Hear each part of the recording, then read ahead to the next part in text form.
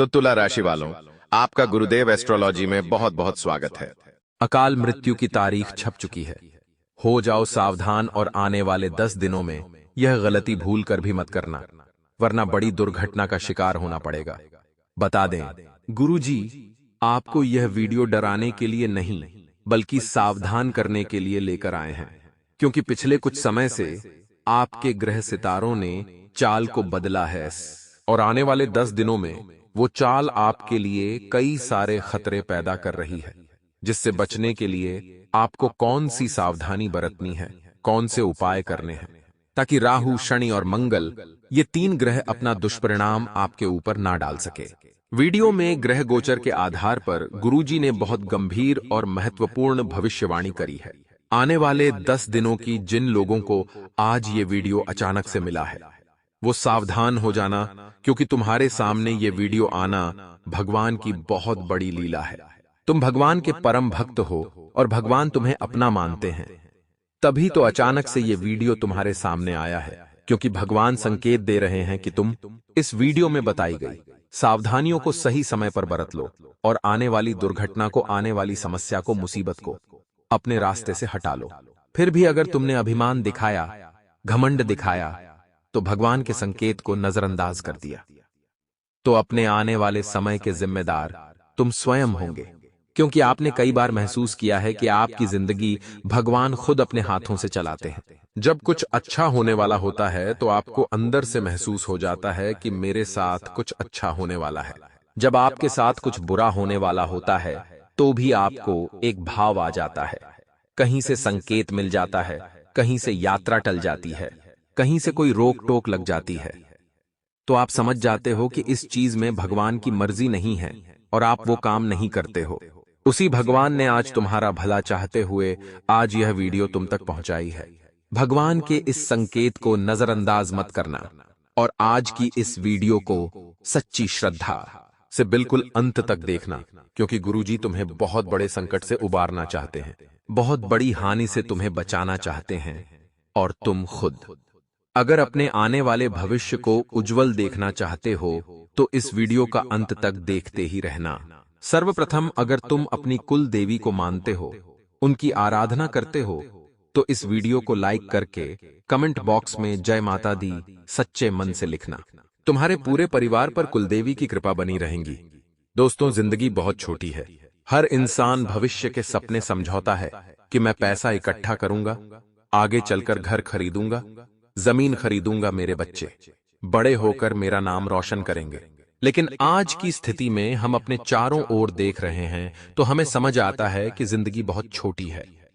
कम उम्र में ही लोगों का देहांत हो रहा है। बहुत कम उम्र में ही लोग गलत गलत कदम उठा रहे हैं, क्योंकि जिंदगी में लोग इतने ज्यादा परेशान हो चुके हैं। जब हम बचपन में थे तो हमें ऐसा लगता था कि जब हम बड़े हो जाएंगे तो हमारी जिंदगी बहुत शानदार होगी।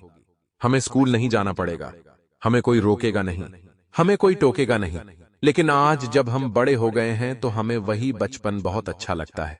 हम सोचते हैं काश फिर से हम उस बचपन में चले जाएं। लेकिन जिम्मेदारी से भागना भी सही नहीं होता। आज नहीं तो कल हमारे ऊपर जिम्मेदारियों का बोझ तो आएगा ही। ये हमारे ऊपर निर्भर करता है हम उन बोझ को किस तरह से अपनाते हैं। भगवान ने सबकी जिंदगी एक जैसी नहीं लिखी। तुम्हारी जिंदगी बचपन से ही थोड़ी बहुत संघर्षों से भरी रही है। तुम्हारे माता पिता ने तुम्हारे लिए उतना कुछ नहीं किया, लेकिन फिर भी अपनी खुशियों का बलिदान देकर तुम्हारे लिए उन्होंने बहुत कुछ किया है। त्योहारों पर खुद के लिए वे नए कपड़े नहीं लाए, लेकिन उन्होंने तुम्हें नए कपड़े पहनाए हैं। यानी जिंदगी में हम चाहे तो किसी न किसी वजह से खुश हो सकते हैं कि हमारे माता पिता कितने अच्छे हैं, हमारे दोस्त कितने अच्छे हैं, हमारे भाई बहन कितने अच्छे हैं, लेकिन फिर भी हम उदास ही उदास रहते हैं, क्योंकि कई बार बहुत प्रयास के बावजूद सरकारी नौकरी नहीं लग पाती, बहुत प्रयास के बावजूद व्यापार जम नहीं पाता, सालों गुजर जाते हैं कुछ लोगों की शादी नहीं होती, कई लोगों के घर में पैसा नहीं टिकता, तरह तरह की मुसीबतें बार बार दरवाजा खटखटाती है तो इंसान अंदर से परेशान हो जाता है। उसकी रातों की नींद उड़ जाती है और इसी नकारात्मकता की वजह से उसकी बर्बादी शुरू हो जाती है। इसलिए गुरुजी तुम्हें समझा रहे हैं, राहु तुम्हारी कुंडली में हाल फिलहाल में 11वें भाव में बैठा है, जो कि धन, संपत्ति का भाव है यहाँ पर तुम्हारी एक गलती से तुम रोड पर आ सकते हो और तुम्हारे एक अच्छे काम से तुम माला माल बन सकते हो। बहुत ध्यान से वीडियो को देखना, वरना बहुत बड़ा मौका तुम्हारे हाथ से निकल जाएगा। गुरुजी तुम्हें समझा रहे हैं कि अब अंतिम तारीख आ चुकी है। अगले 10 दिनों में हमें बेहद सावधान रहना होगा और राहु की चाल को यहाँ पर समझना होगा। अगर आपके राहु 11वें भाव में धन संपत्ति लेकर बैठे हैं तो आपकी परीक्षा होनी तय है। ये परीक्षा होगी आपके पैसों की, आपकी ईमानदारी की और आपकी नैतिकता की। कभी कभी हमारे पास एकदम से बहुत सारा पैसा आ जाता है। अब हम उस पैसों को देखकर लालच में अंधे हो जाते हैं। हमारे मन में पहला ख्याल यही आता है कि हमें कई दिनों से वो चीज खरीदनी थी, चलो पैसा आया है तो मैं वो चीज खरीद लेता हूं। लेकिन यहीं पर परीक्षा होने वाली है। यहीं पर तुम्हें सोच विचार करके फैसला लेना होगा, वरना राहु तुम्हें अकाल दुर्घटना की ओर पहुंचा सकता है। बात को ध्यान से सुनना। तुम्हारी जिंदगी में पैसा आया तो तुम्हें सबसे पहले एक ही बात विचार करनी है कि मैं इस पैसे से पैसा कैसे बनाऊं। यानी कि उस पैसों को हमें बर्बाद नहीं करना है, उस पैसों का व्यर्थ में खर्चा नहीं करना है। हो सके तो उन पैसों से अपने माँ बाप के लिए कुछ खरीद कर लाओ जिनसे वो खुश हो जाए। अपने सेविंग अकाउंट में उन पैसों को संभाल कर रखो ताकि आगे वो आपके काम आए। ऐसे काम आप करोगे, दान पुण्य का काम आप करोगे, किसी गरीब को भोजन करा दोगे, किसी जानवर को खाना खिला दोगे, तो जो परीक्षा है उसमें आप पास हो जाओगे। क्योंकि राहु तुम्हारी परीक्षा ले रहा है, तुम्हारे धन क्षेत्र में बैठा हुआ है और पैसा अचानक से तुम्हारे पास अगर आता है तो फालतू के खर्चे में आपको उसे खत्म नहीं करना है। ईमानदारी से अपनी जीविका का निर्वहन करना है, पारिवारिक जिम्मेदारियां पूरी करनी है और उस पैसों को बचाना भी है, उसमें से दान भी करना है। अगर इस परीक्षा में तुम पास हो गए तो तुम्हारा राहु बलवान हो जाएगा, तुम्हारे अंदर लालच नहीं होगा, तुम्हारे अंदर नैतिकता होगी तो तुम्हारा राहु तुम्हें माला माल बना देगा। इतनी बात तो तुम लिख कर ले लो। लेकिन बेईमानी दिखाई और वो पैसा जुए सट्टे में लगा दिया कि थोड़ा पैसा आया है इसे और डबल कर लेता हूं, तो चीज फिर वहां पर उलझ जाएगी, तुम्हारी जिंदगी वहां पर उलझ जाएगी।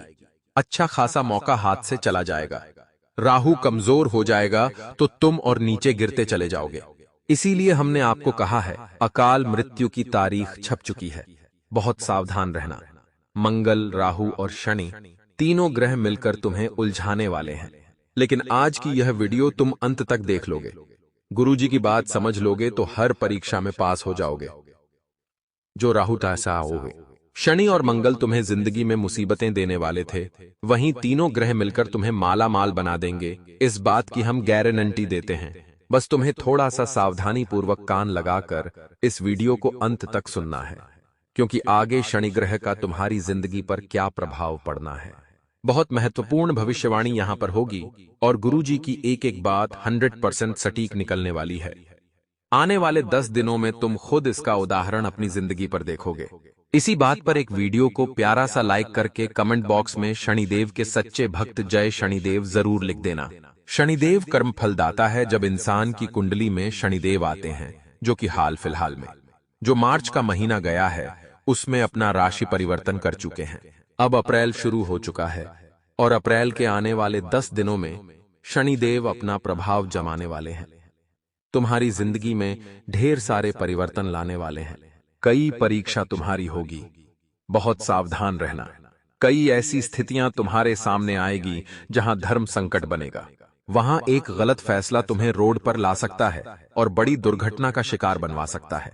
बात को बहुत ध्यान से सुनना। शनिदेव इंसान के कर्मों की परीक्षा लेते हैं। महादेव ने उन्हें ये उपाधि सौंपी है। तुम्हें किस बात का ध्यान रखना है?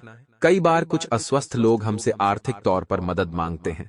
कहीं से हम गुजरते हैं तो हमें कुछ लोग दिख जाते हैं जो किसी प्रकार की बीमारी के लिए डोनेशन मांग रहे होते हैं। कुछ लोग होते हैं जो हमसे कहते हैं कि हमें कुछ पैसा दे दो, हम कुछ खाना चाहते हैं। तो आपको बस इतना ध्यान रखना है कि किसी की मदद करने में पीछे नहीं हटना है, क्योंकि पृथ्वी गोल है, नंबर कभी भी किसका भी आ सकता है। कुछ लोग होते हैं जो थोड़ा बहुत पैसा किया जाता है, गरीबों से नफरत करने लगते हैं, गरीबों को अपने पैर की जूती समझने लगते हैं, उनसे इस तरह से बर्ताव करते हैं मानो इस दुनिया में उनकी कोई औकात ही नहीं है। लेकिन शनिदेव की नजरों में अमीर इंसान भी बराबर है और गरीब इंसान भी बराबर है। आप एक बात ना भूले कि आप भी मनुष्य हैं और वो भी मनुष्य है। फर्क सिर्फ इतना है कि आपको भगवान ने थोड़ा पैसा दे दिया है और उसे थोड़ा सा गरीब रखा है। कारण इसके पीछे पिछले जन्म के कर्म हैं। उसके पिछले जन्म के कर्म थोड़े खराब रहे होंगे, इसलिए आज वो गरीबी की जिंदगी जी रहा है। आपके पिछले जन्म के कर्म थोड़े अच्छे रहे होंगे, इसलिए अभी आपके पास थोड़ा बहुत पैसा है। लेकिन अगर आज आप बुरे कर्म करोगे और अगर आपको फिर से जन्म लेना पड़ा, तो उसी गरीब के सामान तुम्हें दर दर की ठोकरें खानी पड़ेगी। इसीलिए हम इस प्रकृति के चक्र को अगर समझकर चलेंगे तो हमारी जिंदगी हमेशा खुशहाली से भरी रहेंगी। अगर तुम्हारे सामने कोई गरीब इंसान मदद की अपेक्षा लेकर आता है तो उसे ठुकराना नहीं है, उसकी मदद करनी है। अगर कोई बीमार इंसान आपको दिख जाता है और उसके दवाई में पैसे कम पड़ रहे हैं, इलाज में पैसे कम पड़ रहे हैं, तो अपनी तरफ से कुछ पैसे मिला देना। लेकिन आपके पास पैसे हैं और उसका इलाज ना हो पाए, ऐसी स्थिति मत आने देना। अगर आप एक डॉक्टर हैं तो पैसों के पीछे मत भागना। हो सके जितना गरीबों की भलाई के लिए उपचार कर देना, कोई तुम्हें देखे या ना देखे, लेकिन शनिदेव की नजर तुम्हारे ऊपर बनी हुई है। इसी के 771 बात का तुम्हें ध्यान रखना है कि चोरी चाकारी भूल कर भी नहीं करनी है। बहुत सारे लोग होते हैं जिन्हें दूसरों की चीजें बड़ी अच्छी लगती हैं और उसे हथियाने के लिए वो हर संभव प्रयास करते हैं। अब चोरी सिर्फ ऐसे नहीं होती कि किसी के घर के अंदर गए उनका सामान चुरा लिया। चोरी कई प्रकार की होती है। कभी कभी किसी इंसान की हंसी चुरा लेना, जैसे कि बहुत सारे लोग होते हैं जो किसी की आवाज दबा देते हैं, किसी को कमजोर बना देते हैं या पैसों के दम पर किसी का मुंह बंद करवा देते हैं।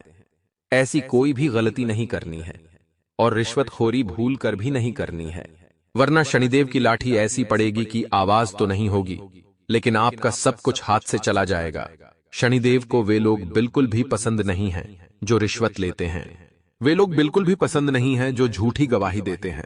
बहुत सारे लोग हमें मिल जाते हैं जो थोड़े बहुत पैसे लेते हैं और किसी के लिए झूठी गवाही दे देते हैं। अब यहां पर आपको ध्यान रखना है, ना तो किसी को रिश्वत देना है और ना ही किसी से रिश्वत लेना है। अगर ये काम आपने करा तो आने वाले समय में अकाल मृत्यु का खतरा मंडरा रहा है। बहुत सावधान रहना। इंसान के साथ जब जिंदगी में बुरा होता है तो उसे सबसे पहले भगवान याद आते हैं। वो भगवान से एक ही सवाल करता है कि हे भगवान, ऐसा मेरे साथ ही क्यों हुआ? मैंने ऐसा कौन सा काम किया है जो मुझे ऐसा दिन देखना पड़ा? लेकिन वही इंसान अगर अपना पिछला समय उठाकर देखे तो कहीं ना कहीं उससे कुछ गलती जरूर हुई होगी। भीष्म पितामह अपने पिछले 100 जन्मों को याद रखने की क्षमता रखते थे, लेकिन फिर भी हजारों बाणों से जब उन्हें भेदा गया और जब वो बाणों की शैया पर लेटे हुए थे तो भगवान श्री कृष्ण से उन्होंने एक ही सवाल करा कि हे माधव, मैं पिछले 100 जन्मों को देख सकता हूं और किसी भी जन्म में मैंने कोई भी पाप नहीं किया, तो मुझे किस बात की सजा मिल रही है? तब परमात्मा श्री कृष्ण ने कहा कि आप केवल 100 जन्मों तक ही अपने कर्मों को देख सकते हैं, लेकिन मैं उससे पहले भी देख सकता हूं। देख, जो तुम्हारा पिछला 101वां जन्म था उसमें तुमने एक तितली के अंदर बहुत सारे कांटे चुकाए थे और उस जन्म की सजा आज तुम्हें इस रूप में बाणों की शैया पर लेटने के रूप में मिल रही है। इस घटना से हमें यह पता चलता है कि हमारा कोई एक जन्म नहीं हुआ है। हम कई हजारों जन्म लेकर के आज इस दुनिया में हैं और पिछले हजारों जन्म में कितने अच्छे और कितने बुरे पुण्य या पाप हमारे होंगे, और वही चीज हमें समझने की जरूरत है। आज जिंदगी में जो कुछ भी हो रहा है वो सब हमारे कर्मों का नतीजा है। बहुत अच्छा समय है तो वो भी हमारे कर्मों का नतीजा है। बहुत बुरा समय है तो वो भी पिछले किसी न किसी जन्म के बुरे कर्म का नतीजा ही है। तो आप कहेंगे, गुरुजी, अब जो हो गया सो हो गया, उसे टाला नहीं जा सकता। लेकिन अब हमें वो तरीका बताइए जिससे कि हम आने वाले समय को अच्छा बना सकते हैं, और वो है भगवान का नाम। जाप जितना ज्यादा हो सके रोजाना भगवान का नाम लीजिए। जिस भगवान को आप मानते हैं उन भगवान का नाम लीजिए। भगवान सब एक है, उसी से आपको शांति मिलेंगे, उसी से आपको मार्गदर्शन मिलेगा, उसी से आपके पिछले जन्म के पाप समाप्त होंगे और आने वाला भविष्य उज्जवल होगा। लेकिन अभी भी खतरा टला नहीं है। गुरुजी की बात को बहुत ध्यान से सुनना, क्योंकि मंगल की परीक्षा अभी बाकी है और मंगल ऐसी परीक्षा लेता है कि इंसान अपना सब कुछ बर्बाद कर देता है। अक्सर जब मंगल ग्रह का जिक्र होता है तो मन में एक ही बात आती है और वो है गुस्सा। ऐसा कहते हैं जिन लोगों पर मंगल भारी होता है वो बहुत गुस्सैल लोग होते हैं। अभी तुम्हारे छठे भाव में मंगल तुम्हारे स्वभाव के स्थान पर बैठे हैं, यानी वो तुम्हारे स्वभाव को कंट्रोल करने वाले हैं। अब मंगल अगर स्वभाव कंट्रोल करेंगे तो कहीं कहीं पर दया तुम बहुत दिखाओगे।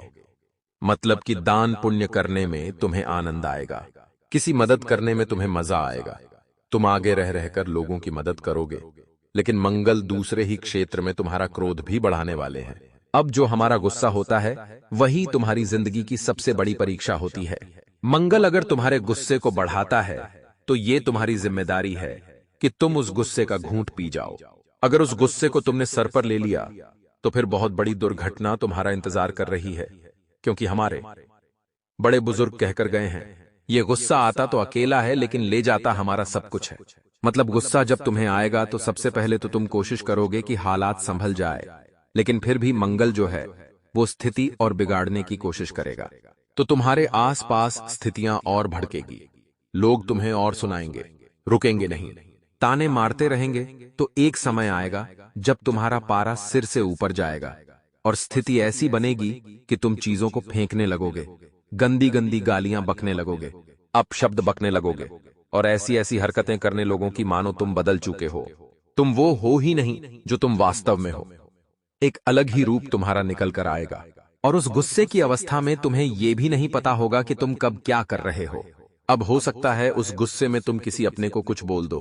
एक बाण जो होता है वो एक बार तीर से निकल जाता है तो वापस नहीं आता, उसी प्रकार से हमारे शब्द होते, एक बार मुंह से निकल गए तो वापस नहीं आते। अब किसी रिश्तेदार को मान लो, कुछ बोल दिया तो वो तो जिंदगी भर के लिए घाव बन जाएगा, कभी नहीं मिटने वाला। तो सबसे पहला यहां पर नुकसान होने वाला है कि तुम्हारी रिश्तेदारी अगले 10 दिनों में दांव पर लगने वाली है। ऐसा गुस्सा आएगा कि आपसी मतभेद बन सकता है, ऐसा गुस्सा आएगा कि आपस में कहासुनी हो सकती है। वहां तुमने कुछ गलत बोल दिया तो घर पर आना जाना बंद हो जाएगा। आपसी पैसों का लेन देन था, वो बातें बाहर निकलेगी तो बातें और अंगार पकड़ेगी और बातें उलझेगी और रिश्तेदारी खत्म होगी और पूरी तरह से घर परिवार का माहौल बिगड़ जाएगा। अब कभी कभी क्या होता है, जब हमें गुस्सा आता है तो हम घर पर नहीं रुकना चाहते, हम चाहते हैं कि हम बाहर चले जाएं। ऐसी स्थिति में हम क्या करते हैं, कार लेते हैं, गुस्से में वो निकल जाते हैं, गाड़ी लेते हैं, गुस्से में वो निकल जाते हैं, लेकिन वहीं पर तो खतरा और ज्यादा बन रहा है। हमने आपको बताया था अकाल मृत्यु की तारीख छप गई है।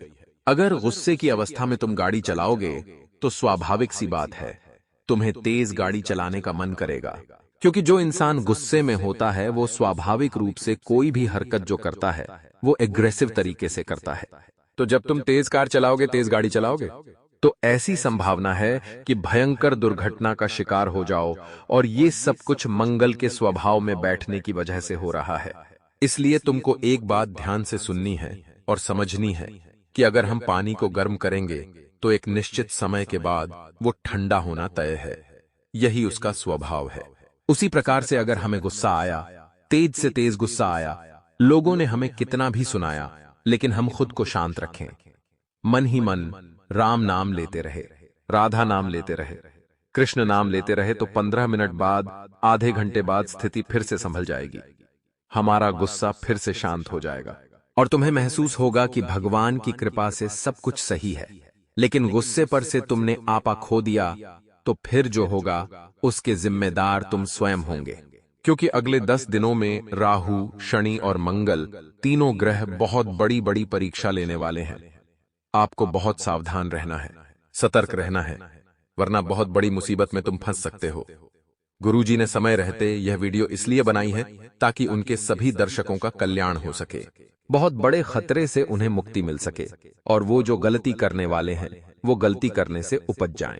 अगर तुम्हें गुरुजी की भविष्यवाणी पसंद आई तो वीडियो को लाइक करना बिल्कुल भी मत भूलना और सभी दर्शक चैनल को सब्सक्राइब कर ले ताकि आपको हमेशा ऐसी ज्ञानवर्धक वीडियो मिलती रहे।